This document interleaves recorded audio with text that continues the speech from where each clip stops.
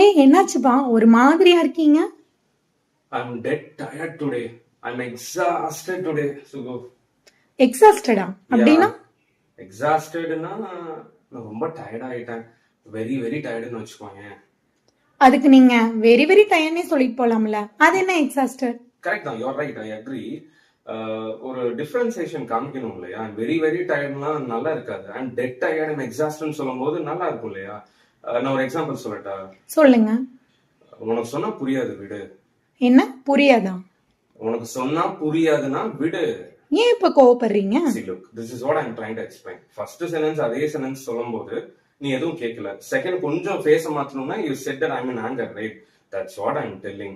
சொல்ற விதத்துல சொல்லணும். ரொம்ப டயர்டா இருக்கும்போது நம்ம தமிழ்ல என்ன சொல்லுவோம்? எனக்கு அடிச்சு போட்ட மாதிரி இருக்கு, ரொம்ப ரொம்ப டயர்டா இருக்குன்னு சொல்லுவோம். அப்ப இங்கிலீஷ்லயும் அதே மாதிரி I'm very very tiredன்னு சொல்ல முடியாதுல. We have to use the proper word. அப்ப அந்த இடத்துல I'm exhausted or I'm dead tiredன்னு சொல்லலாம். நீங்களும் டெட் டயர்டா இருந்தீங்க அப்படின்னா, சாரி, நீங்களும் ரொம்ப டயர்டா இருந்தீங்கன்னா டெட் டயர்டுன்னு யூஸ் பண்ணுங்க, வெரி டயர்டுன்னு யூஸ் பண்ணாதீங்க. இன்னும் இந்த மாதிரி நிறைய ஸ்டஃப் வேணும் அப்படின்னா நம்ம சேனலை ஃபாலோ பண்ணுங்க. Keep learning, keep sharing. Bye bye.